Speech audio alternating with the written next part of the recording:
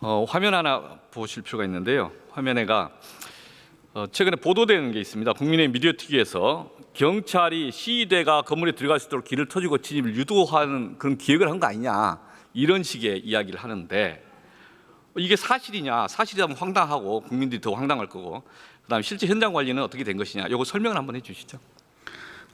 당시에 시위대가 안에 경찰이 길을 터줬다는 것은 행안위 계속 말씀드렸듯이 그 당시에 그 경력이 고립돼서 공격당할 위험이 있을 때 부상이나 이런 걸 우려해서 잠시 부대 이동했다가 신체 보호복 착용 후 다시 진입을 시켰던 거고요. 그 전반적인 상황에 대해서는 사실과 확인 중에 있습니다. 그리고 또 화면에 나온 JTBC 문제는 저희들이 해당 보도에 대해서는 아마 방심위가 지금 심의 신청이 접수된 걸로 알고 있습니다. 그 결과에 따라서 저희들이 조치 필요성이 있는 것들은 조치하도록 하겠습니다. 예, 명확한 입장 표명을 하신 거죠. 이게 잘못된 표현이다 이렇게. 그거는 제가 아직 방심위에서 심의 나오는 대로 저희들이 필요한 조치를 하겠습니다. 예. 아까도 한 분이 질의를 하셨는데 최상목 권한대행이 한 8시간 지나서 입장 표명을 하셨어요. 그래서 이제 최상목 권한대행이 상황 파악을 제대로 하고 있었나라는 이제 질문이 있습니다. 이거 어떻게 보십니까? 그 당시에는 최상목 권한대행께서도 바로 발생했을 때는 몰랐을 거라고 생각을 합니다.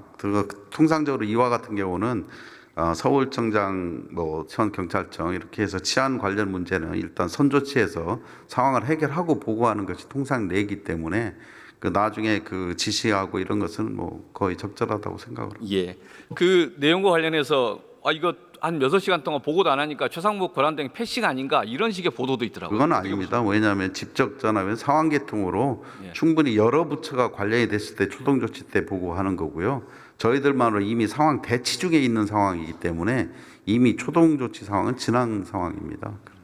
저는 12.3 내란 사태 직후에 국무위원들이 제대로 대응을 못했다라는 비판을 많이 했습니다. 다 도망가고 도주했던 거 아니냐, 내지는 방관했던 거 아니냐 비판했는데 129 폭동 사태에도 실제 저는 이 법원을 침탈한 것이라 그렇게 중요하게 봅니다. 그러면 진작 권한대행이 현장에 한번 가봤어야 되는 건데 현장 한번 방문했습니까? 그건 제가 사실 확인은 못했고요.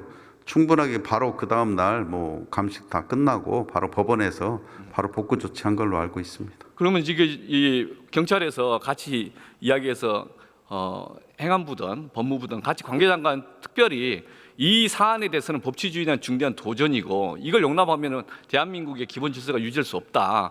그래서 이 부분은 엄중히 끝까지 수사해서 철저하게 처벌하겠다. 이런 입장 표명을 권한대행한테 건의해서 같이 하자고 해야 되는 거 아니에요? 저도 9시에 지휘부 회의를 즉시 열어서 그 엄정 대처 입장을 표명했고요. 권한대행께서도 충분히 10시쯤에 업무 지시로 엄정 대처하라는 그 지시가 내려왔고요.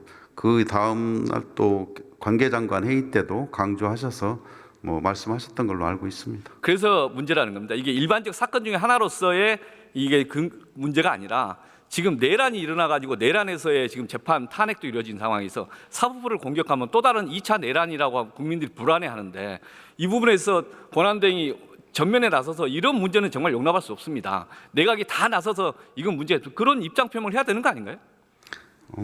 제가 거기까지는 깊이 말씀드리긴 어렵고요.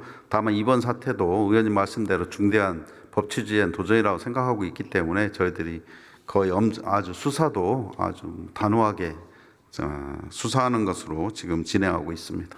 그러면 하나만 더 질문하겠습니다. 이게 우발적인 폭동인가요? 일단 폭동이라는 데는 동의를 하고요. 우발적인지 계획적인지는 수사를 해봐야 될 것 같습니다. 저 이걸 지금 어떤 사실관계를 단정할 수 있느냐에 대한 의문이 있습니다. 다만 제가 몇 가지 자료를 쭉 보니까 사전에 기획된 거 아니에요. 어제 토론자 중에서 한 분이 그런 이야기 하더라고요. 준비된 의도가 있었던 것 같이 느껴진다라고 하는 분이 있었어요. 그게 이제 사전에 계획이 있었을 것 같은 정황도 있다는 거죠. 7층에 영장 판사실을 딱 알고 간다든지 또는 그 라이터 기름에 방화를 하는 그 과정들에 대해서 좀 준비가 되지 않고는 쉽지 못하는 일을 한다든지 또는 랜턴이 있는데 그 랜턴 자체가 되게 고휘도 아주 밝다는 거죠. 그러니까 이것은 정전을 염두에 두고 갈 때 사용되는 준비된 물품 아닌가, 이상하다, 집회하러 간 사람이 그걸 준비했냐, 또는 그 과정을 비치게 되면 카메라가 그 사람을 못 찍는다는 거예요. 그러니까 촬영을 방해하는 효과가 있다. 그다음 현장의 증거인멸에 관한 것들이 있지 않습니까? CCTV에 대해서 서버를 파괴했다든지 또는 이제 실제 영상 기자들이 하는 이야기인데 생방송 그 영상 관련된 녹취를 하는 것, 메모리를 탈취해가는 과정들이 납득이 안 간다는 거예요. 그걸 어떻게 알고 굳이 그걸 가져가려고 했을까? 그 다음에 나중에 유튜버 중에 한 명이 생중계했던 거 다 삭제하라고 지시하고 이 과정들이 보면 뭔가 좀 이상하다 이런 느낌이 들거든요. 또 하나는 뭐냐면 이게 전체적으로 목격자 없는 폭동을 기획한 거 아닌가? 실제 공포와 위협만 주고 이제 이 상황을 만들려고 했던 거 아닌가? 이런 주장이 있어요. 어떻게 보십니까? 뭐 의원님 그런 것까지 다 포함해서요. 지금 철저하게 수사하고 있습니다. 예, 하여간 이건 법 취지에 중대한 도전이기 때문에 경찰 정말 책임지고 수사해 주실 걸 부탁을 드립니다. 알겠습니다. 다음 법무부 차관님 질의하겠습니다.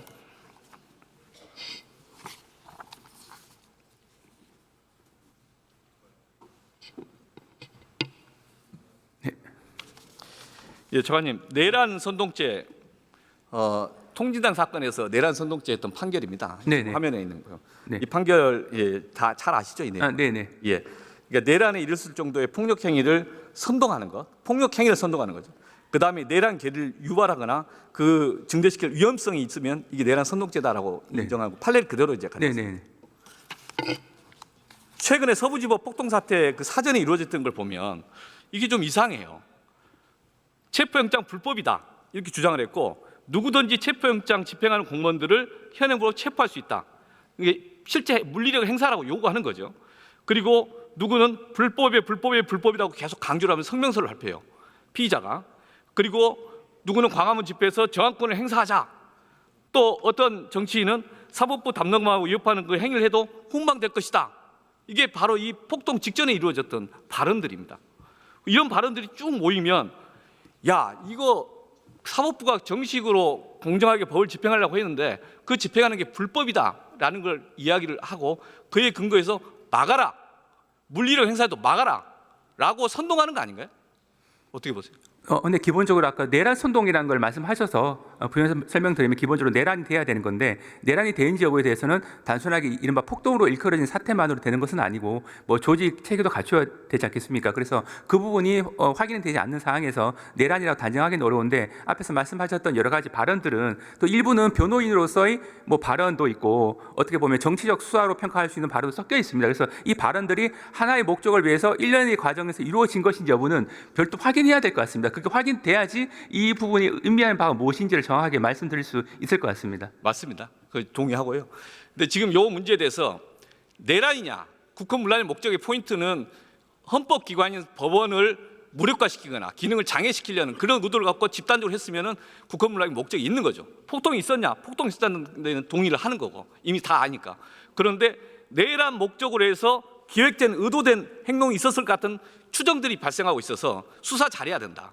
요거 이게 실제 이 사람들이 만약에 이심 전심으로 해서 뭉쳐서 하는 행위였다면 이건 내란이다라고 주장하는 겁니다. 어떻게 보세요? 기본적으로 뭐 수사의 영역에 제한이 없다. 그리고 철저하게 수사를 해야 된다라는 점에 대해서는 공감합니다. 그래서 그 다음에 나오는 어떤 분이 메시지, SNS 메시지에 이 폭동이 헌정문란 목적의 폭동인지 헌정문란을 멈춰 세우기 위한 비상조치인지 결국 국민이 판단한다 이런 주장을 하면서 아직도 이렇게 호도하는 건데 이런 과정에서 이제 우리가 반성과 토론이 필요한 것 같아요. 이게 체제를 전복하는 그런 행태들에 대해서 헤이트 스피치라고 해서 방어적 민주주의 작동시키고 하는 이 서구의 논의가 있었지 않습니까? 근데 이것을 언론의 자유 영역은 보장해주고 충분히 토론의 영역은 보장해줘야 되지만 너무 과한 것에 대해서는 분명히 어느 정도가 될 것인가를 엄밀하게 계속 찾아가는 노력을 해야 되지 않겠습니까? 네, 기본적으로 이제 특히 이제 내란 선전에 대해서 많이 언론에 얘기가 되는데 이 선전이라고 하는 것은 기본적으로 어떻게 보면 어떤 사후적으로 그 행위를 평가하는 것하고 처벌되는 선전은 차이가 나거든요. 그래서 위원님께서 말씀하신 부분도 유념해서 수사계에서 철저하게 수사를 할 것으로 알고 있는데 다만 그 과정에서 정당하게 보호돼야 될 의사표현의 자유가 과도하게 제약되는 일은 있어서는 안 된다는 생각을 다시 한번 말씀드립니다.